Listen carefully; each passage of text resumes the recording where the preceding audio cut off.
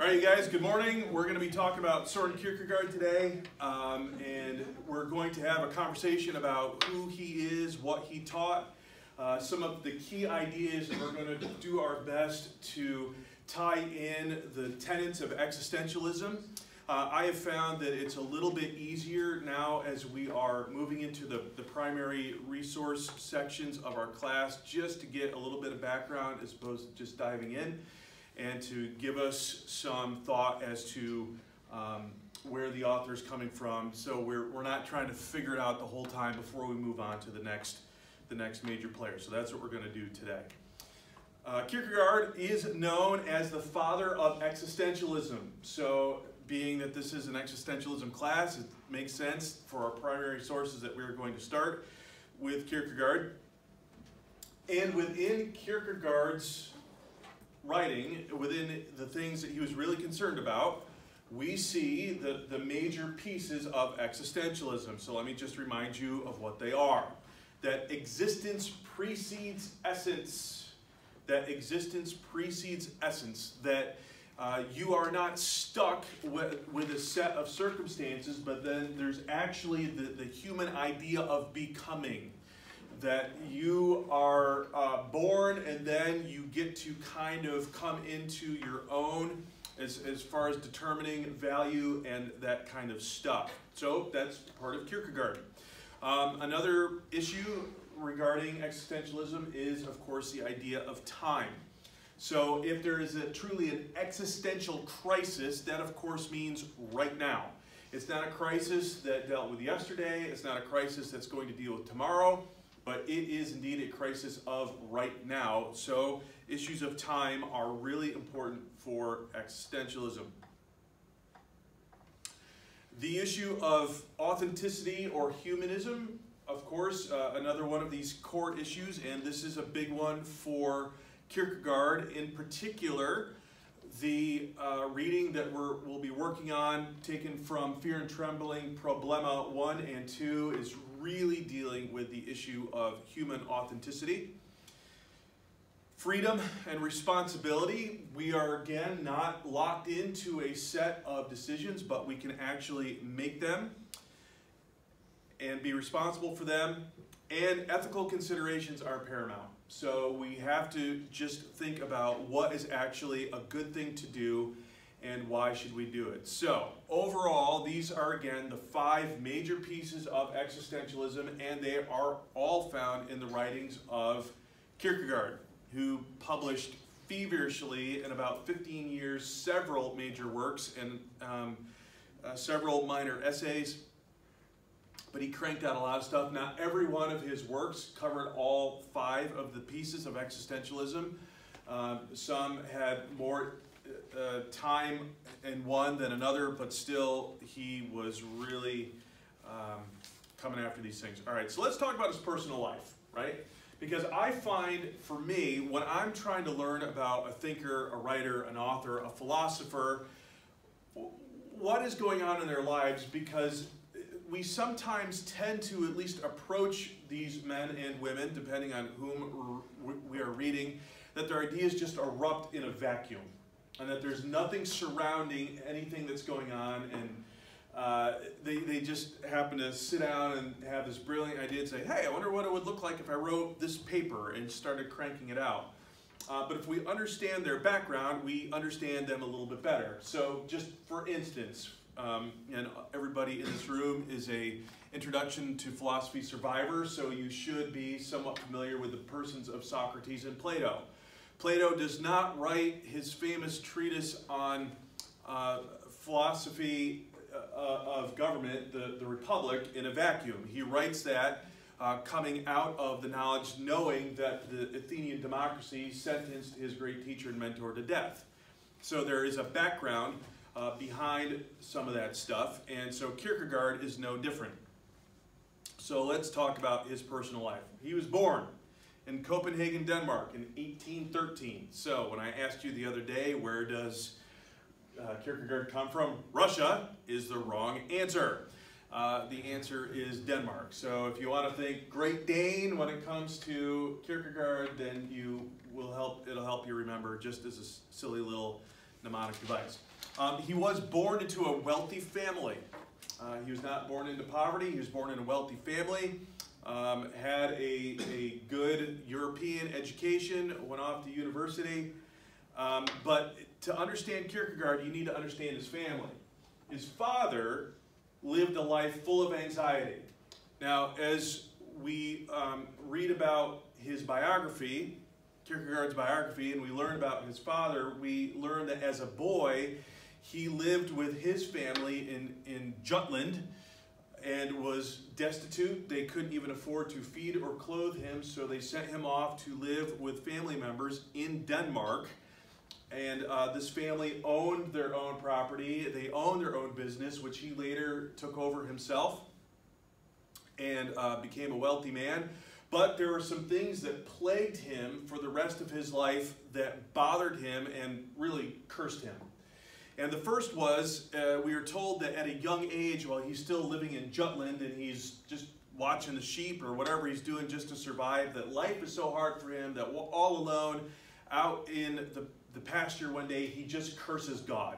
How could you possibly allow something like this to happen? Classic question, God, why do you allow bad things to happen to good people? Not merely a contemporary question. It is a question that has been around for a long time. The Kierkegaard family dealt with it 300 years before the time of Christ. It was really kind of codified by the Epicureans. It's been around for a long time. And this poor kid, Michael Kierkegaard, Soren's father, asked the same question. And he actually stood out in a field with nobody but the sheep listening and God and cursed him. And that followed him all the way through till old age when he finally passed away, and it bothered him. Another thing that happened that really was a sticking point for Kierkegaard, for his father at least, is that Kierkegaard's mother, Soren's mother, became pregnant while she was still a servant household in the service of Michael. Well, that's not good. Michael did marry her and made an honest woman out of her, but it still plagued him with guilt for the rest of his life. So he had this anxiety, this darkness, this cloud, a fog in which he lived in. And he was an extremely pious religious man.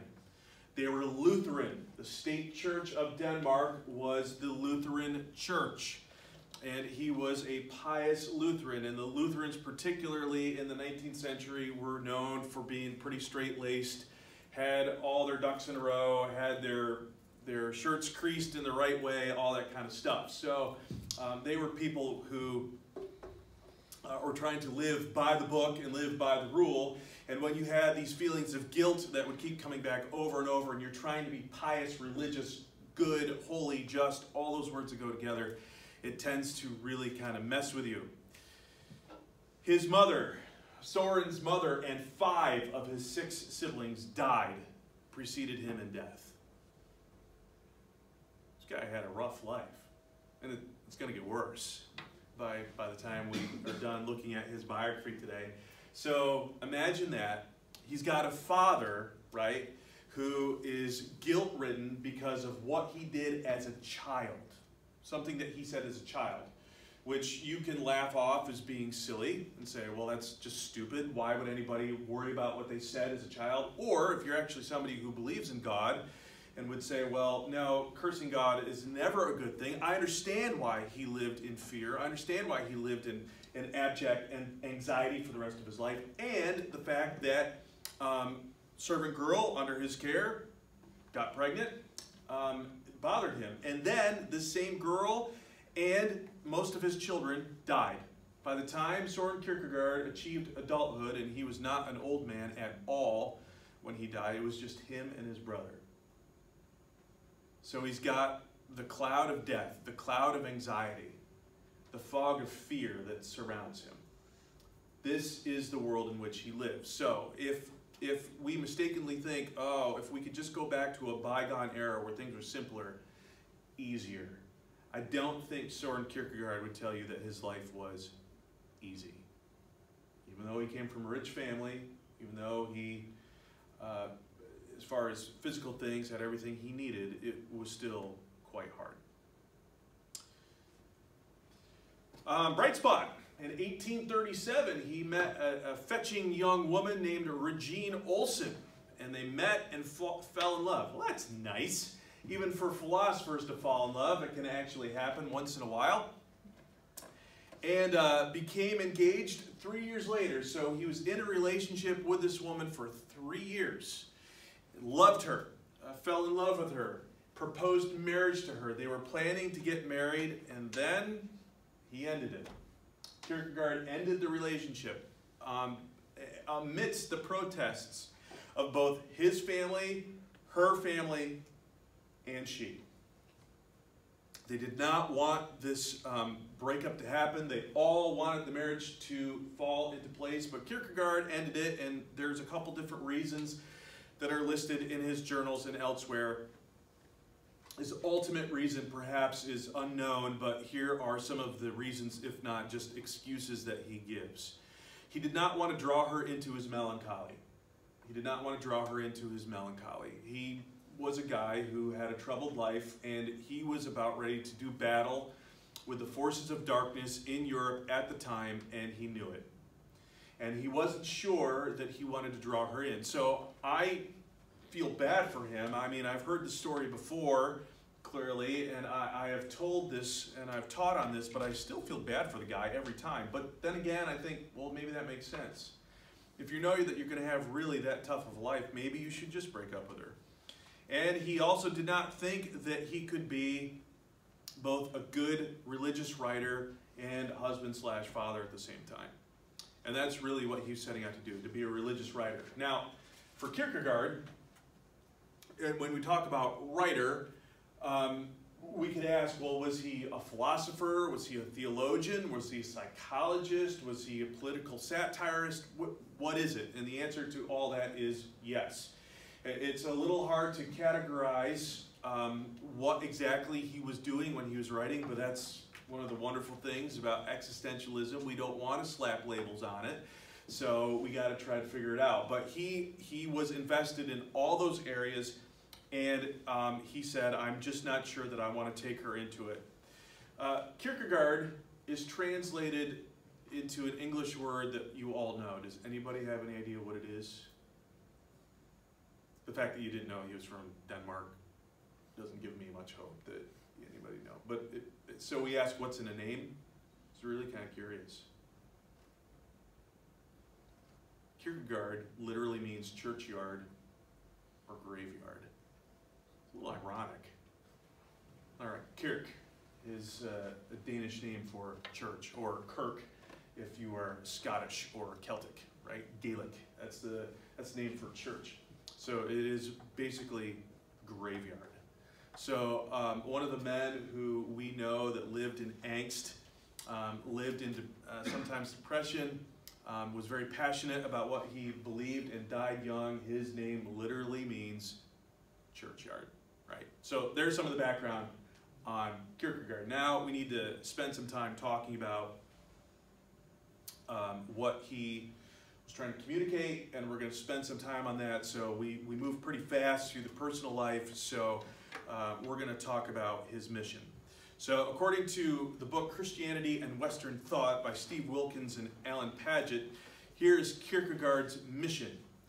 He wants to, or wanted to, awaken Christendom to the difficulty of being a Christian. He wanted to awake Christendom to the difficulty of being a Christian during his lifetime. So early to mid 19th century. Europe is basically Christianized in a sense that they all can speak the language, they all understand what that means. It's been around for a while. Perhaps a better way of saying it is that Europe had been institutionalized with Christianity, or with Christendom, and we're going to see a difference between Christendom and Christianity. For Kierkegaard, they are not the same thing.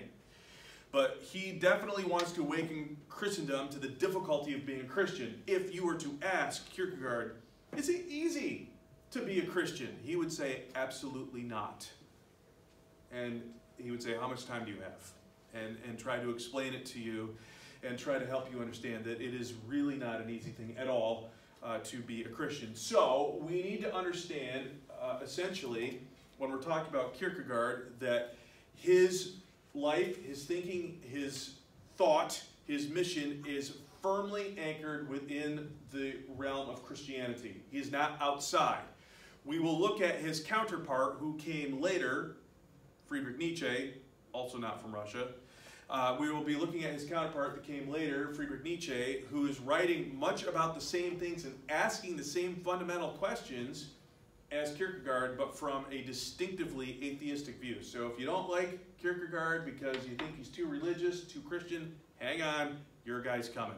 We're getting to him when we get to Nietzsche here in a couple weeks. So existentialism necessarily is some kind of individualistic philosophy, right? That makes sense? We are not talking about systems. We're not talking about groups of people. We tried to make that clear to you within the first couple days when we got started as a class. That existentialism is a systemless system, for lack of a better word, that is not anchored in any one set of rules. So it's all about the individual, hence the authenticity aspect of it, or the humanistic aspect of it. So Kierkegaard is no different, and he's going to write about this individualistic philosophy within the realm of Christianity, not outside of it. So he is indeed asking, what is it to be an authentic, true person? Absolutely. He would not be an existentialist if he ignored or denied that that was a question. However, he is asking the question and seeks an answer within the realm of Christianity. If you don't understand that about Kierkegaard, you're going to miss the whole point. So that's going to require understanding a few of the tenets of Christianity. Again, as opposed to Nietzsche, who is again asking the same fundamental kind of question, but well outside the realm of Christianity. So here's what is at stake. For Kierkegaard, being an individual is an accomplishment, not a starting point. This is, again, key to understanding not only Kierkegaard, but existentialism as a whole. No good existentialist, whether it be Sartre, Camus, Nietzsche, Kierkegaard, Dostoevsky, none of them would say that being an individual is a given. In fact, that is something that is reached for. That's the goal. You don't just get it just because you want to do it. It is not just a starting point. And this journey to individuality is dynamic, it's constant, it's underway, and it involves risk. It involves risk. It is not, again, a given. It's not something that you should just assume that is yours merely because that you want it. But there is this journey that is underway. Now, perhaps you remember when we were doing our Barrett reading early on, it talked about modern society's pull toward conformity, right? Remember talking about that? We've had discussions about why does that happen? Is it technology? Is it the times that we live in, which we never adequately answered that question? Or did we fully deal with technology, although it comes up again and again and again?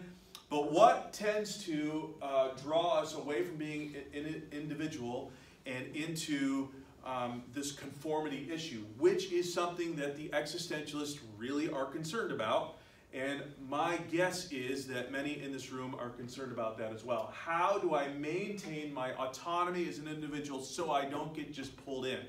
Now, for Kierkegaard, he uses the word plebs or plebes to talk about that group of people that are stuck in conformity. And for Nietzsche, it is the herd mentality that we will get to know shortly enough. But they're, again, speaking about the same thing from radically different sides of the coin, but they are still talking about it.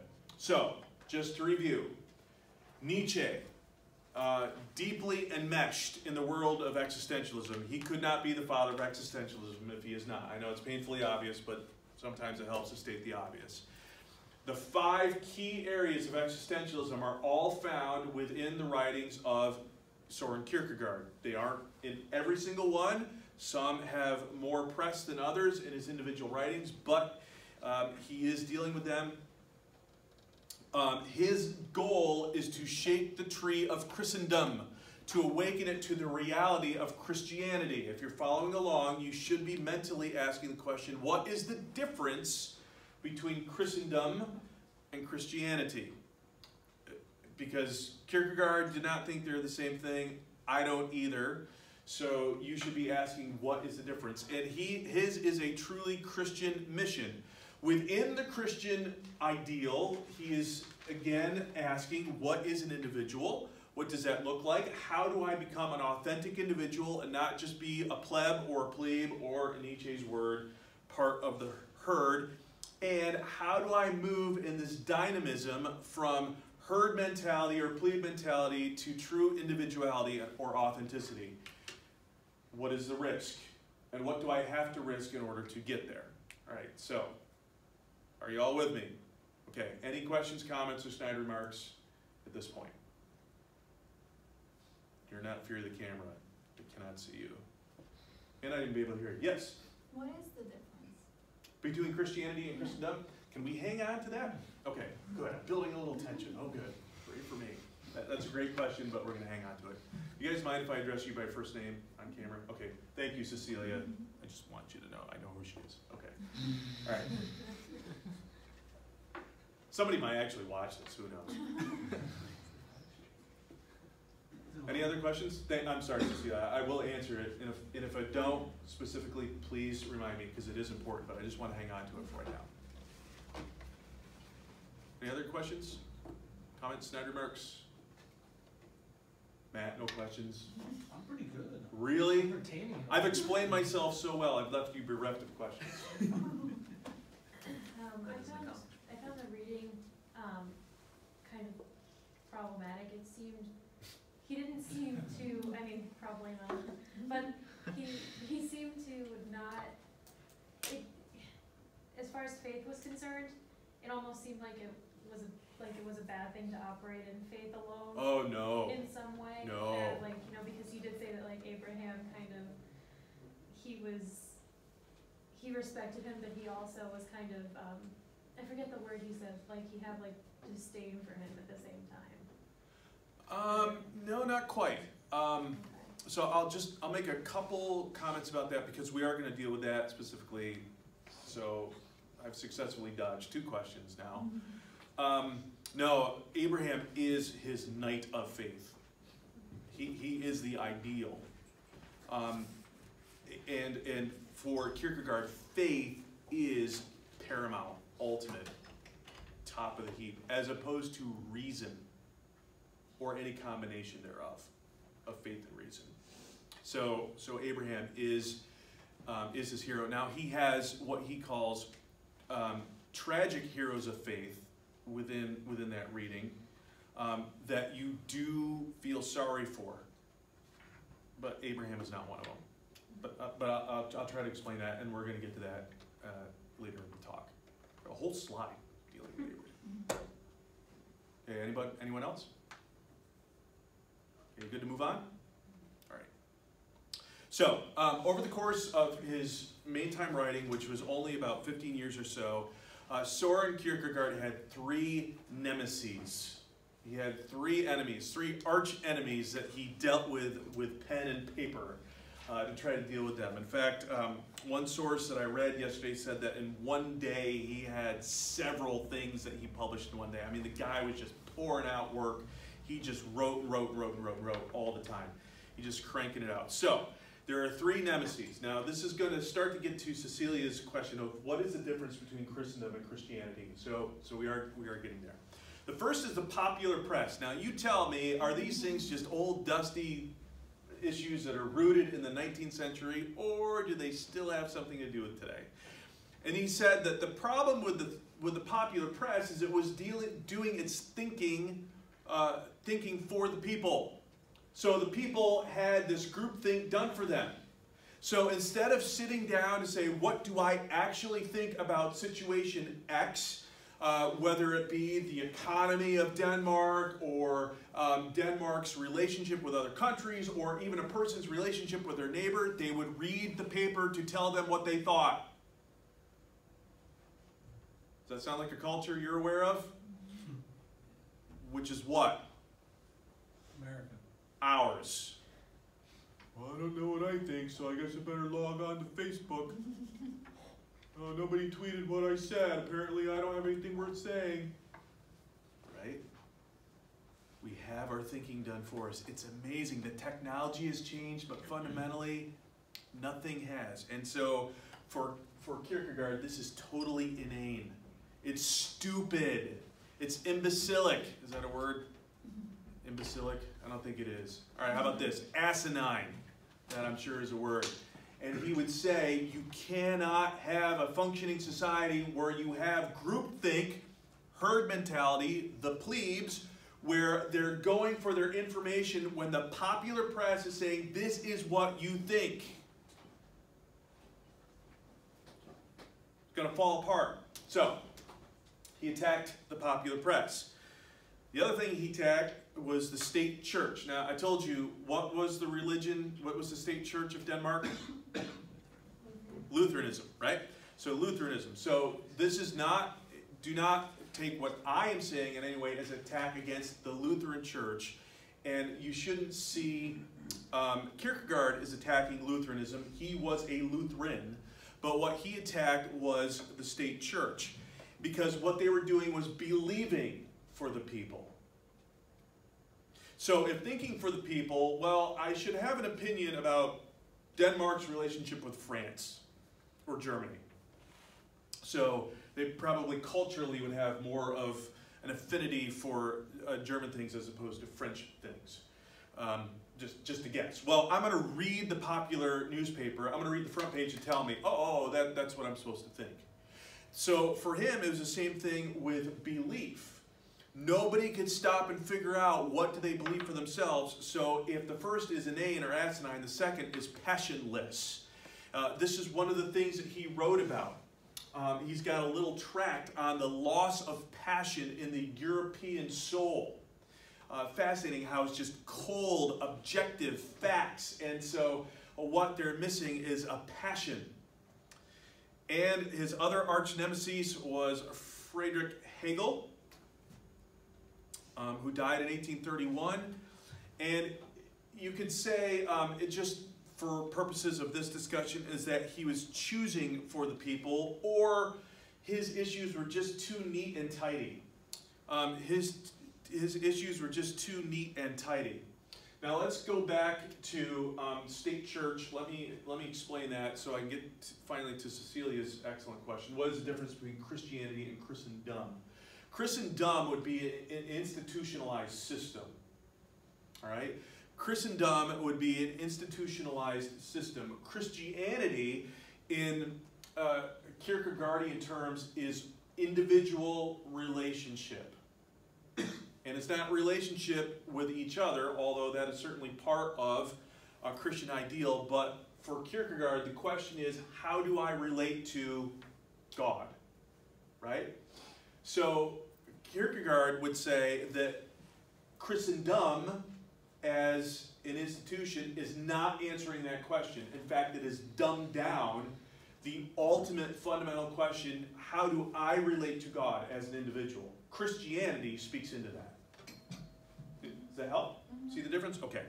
Now, Friedrich Hegel, we're not going to spend time talking about him, but all that much time, but he was really all about looking at things like Christianity from an abstract, objective point of view. And for Hegel, he would say that the individual finds their authenticity or their value being within the group or the community. So if you've paid attention at all in this class from the beginning, you can see where an existentialist is going to say, I don't think so.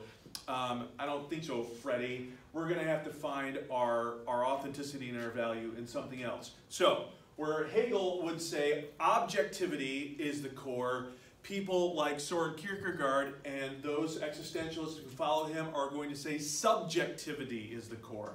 You cannot say a philosophy of individualism, which is existentialism, without an issue of subjectivity. Now, for people like me, I get it, what he's talking about. There are a few questions that I have about that. I am mainly on the Kierkegaard bus, but I do have some concerns, and perhaps we'll get some time to talk about them later. All right, so do you understand his three arch nemeses? You still picking up what I'm laying down, Matt? Excellent. All right, so the popular press, state church, and old Freddie Hegel. All right, so another major piece, you may see this again at some point. I may ask you about this again. A piece to understand Kierkegaard is to understand the three spheres of existence on the road to individuality. Existentialism equals an individualistic philosophy. It is not objective and group. It is subjective and personal. Okay? One more time. It is not objective and group or abstract. It is subjective and personal, right here, right now. So, he's trying to, again, figure out who is an individual, and in what respect is he asking what is an individual? In what framework is he asking that question? I've already told you. Within Christianity? It is within Christianity, David. It is within Christianity. So he's asking the question, who or what, which is a question of ontology, asking the question who or what within Christianity, and there are three spheres. So these spheres are ascending. So the first one I'm going to give you is the lowest level, and they go up. Okay, does that make sense? You with me? All right.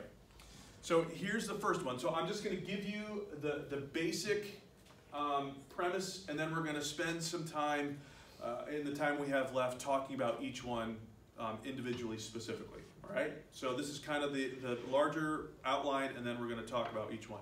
So the first is the aesthetic. And I don't know why I chose an orange Volkswagen Beetle for that picture. I just liked them. It's actually a bus. Huh? It's actually A bus, sorry. Volkswagen, yeah, Eurobus. Sorry, that's what I meant. I was all nervous. And if anybody ever wants to buy me one, you may. That would be great.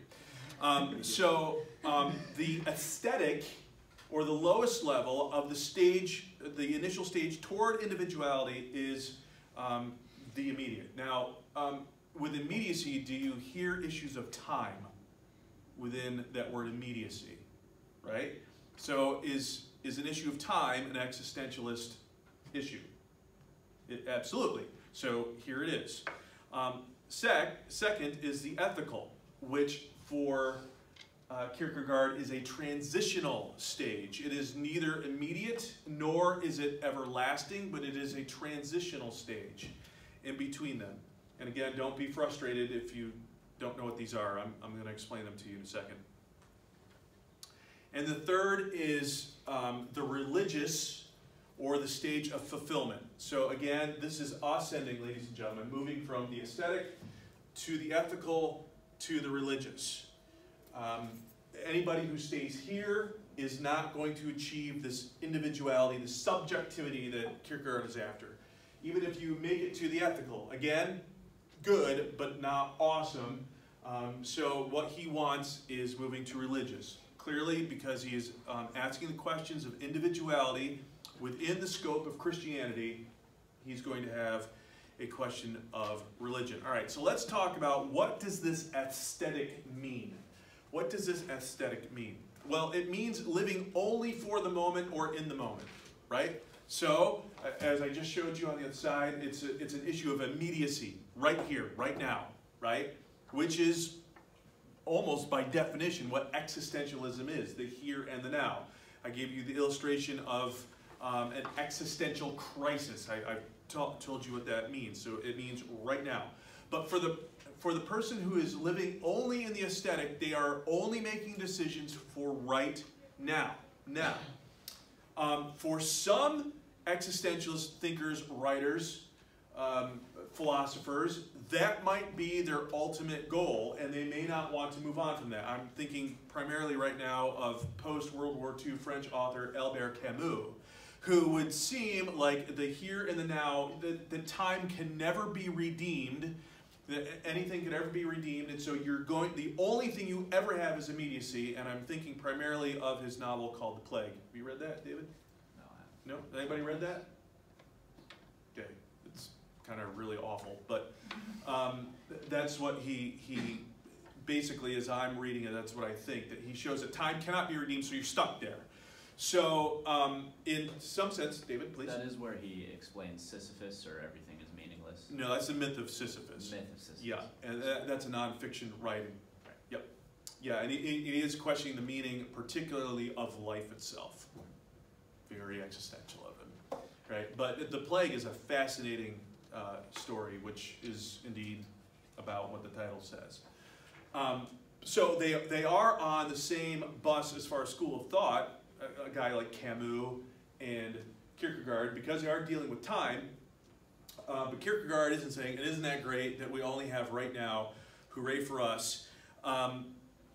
Any consideration of the past or future is for the now, for the person that is in this stage and they're not moving beyond it, who are kind of stuck there. So the person who is in the stage and moving beyond it, any thought of the past or the future is only has to do with the now. There are no true categories of right or wrong because there is no choice. There are no categories of right and wrong as in, say, the ethical, which hopefully you can just by virtue of the title see that there's an issue of right and wrong. But for Kierkegaard, in this level of the aesthetic, there is none. It's all immediacy. It's basically do what you feel. You're not taking a responsibility. You're not making a choice. There are no commitments. Therefore, there are no obligations, and there can be no resentment, and there can be no confession for any wrongdoing, because none of that has anything to do with it. It's just here, now, that's it. You follow? Okay, good. And as I just said, in this stage, there is no past repentance and no future obligation. It is truly existential in the moment. So in order to understand the aesthetic stage for Kierkegaard, you need to understand that there are two facts of life for him. First, things are what they are, or objects are what they are. Humans are not. They have the power of choice. Tenet number one of existentialism that we just reminded you of this morning is that existence precedes essence. Existence precedes essence. So this is Kierkegaard affirming that. I don't think Kierkegaard would take the entirely contemporary modern view of essence, existence preceding essence, and the ramifications thereof. But in this case, and particularly in number one of his facts of life, he certainly would. Things are what they are, humans are not. Because humans are the only thing that has the ability to make a choice. The person living in the aesthetic stage is not choice making. He or she is merely existing. Oh, sorry. And the second thing is we are not tied only to the immediate. There is something beyond the immediate for human persons. We are not tied only to the immediate. A couple other issues when it comes to the aesthetic. He would say that most people live here. And again, considering when he's writing, pre-mid-19th century, right? So, what, 160 years ago? 170 years ago? Wow. If that's true then, could it be true now? Have we gotten any better? Have we moved ahead? Maybe we've regressed. Most people live in the here and now. They don't think the past is important, and they don't really consider the future. We're plebes. So, what can one do to move on from this stage? Well, again, he wants to see people move on. He is not like some other existentialists who want to see people merely exist in the here and now. He wants a free choice conversion experience. A free choice conversion experience. A decision to move on. A decision to move on. So there is no force within the stage of aesthetics that's going to make a person do that. Nothing. In fact, if they stay there, they're merely going to try, the only choices, which have to be put in air quotes, a person is going to make is how to get a new experience over and over and over and over and over. That's it. But they don't mean anything. So it's going to take an active thinking mind to say, all right, is there something that I can choose to do to get beyond this, which is going to require the person to step out of the realm of the plebe or the herd and step into the realm of the individual. That's how you know you're an individual, if you are choice making, which then leads to the ethical.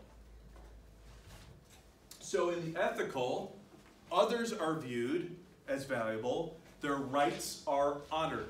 So it's not just you now. So living in the aesthetic stage could be a life of hedonism. Not necessarily, but it certainly could be, where you're merely doing everything for pleasure, an almost Epicurean view of reality.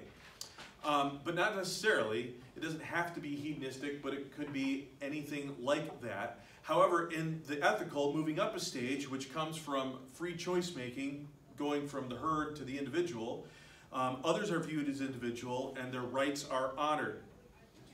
These rights are universal. They apply to all. So for those of you who hopefully got to reading Problema 1 of Fear and Trembling, you probably read that word universal.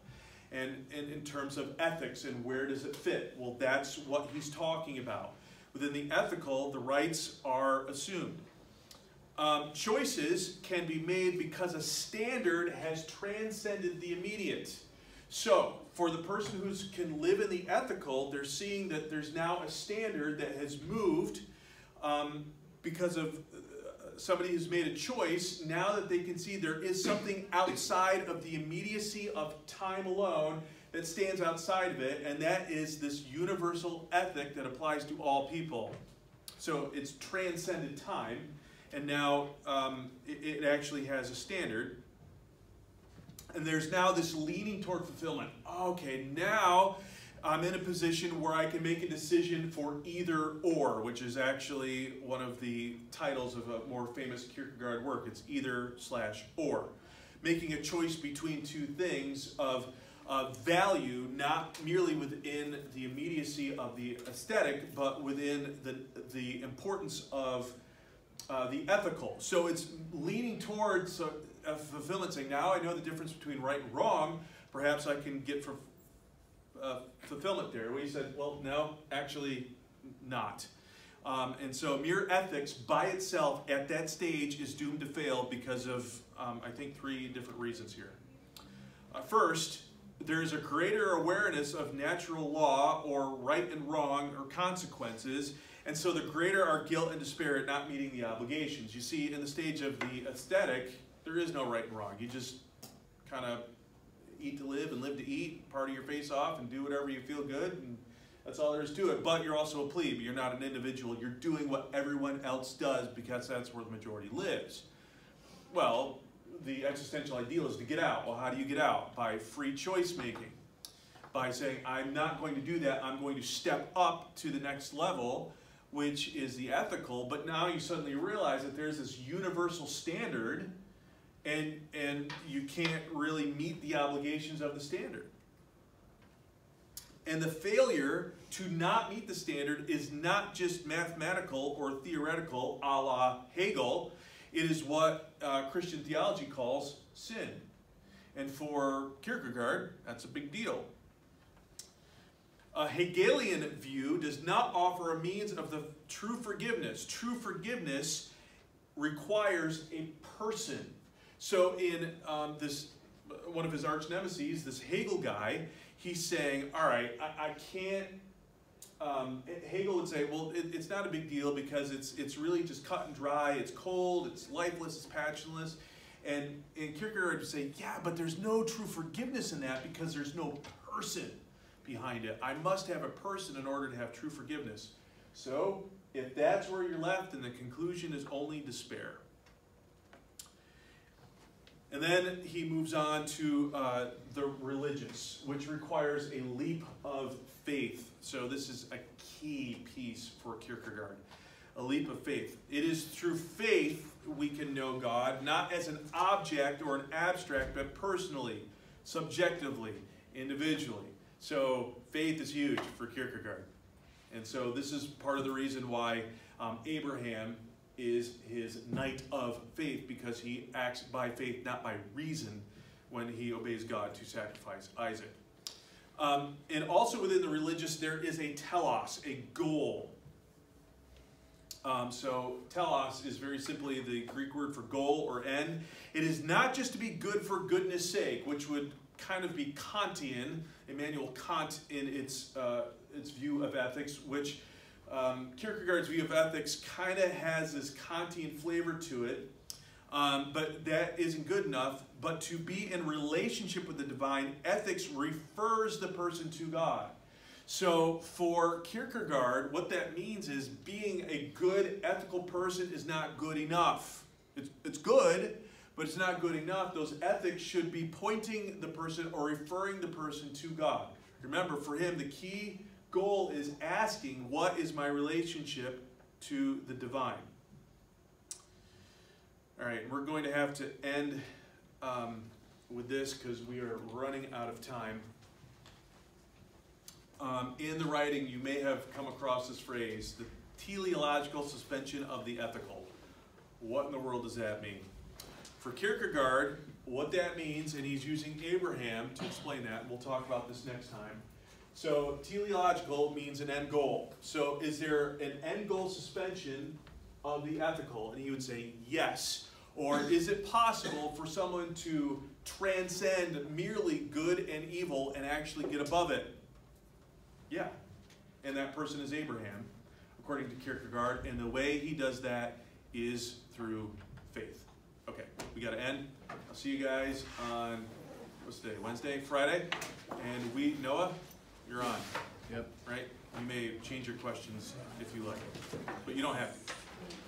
I definitely misunderstood a couple. That's okay. Well, Kierkegaard is not the easiest. It was so wordy. Yeah. It was so wordy. Oh, yeah. I wasn't totally sure what he meant, or like what was Right.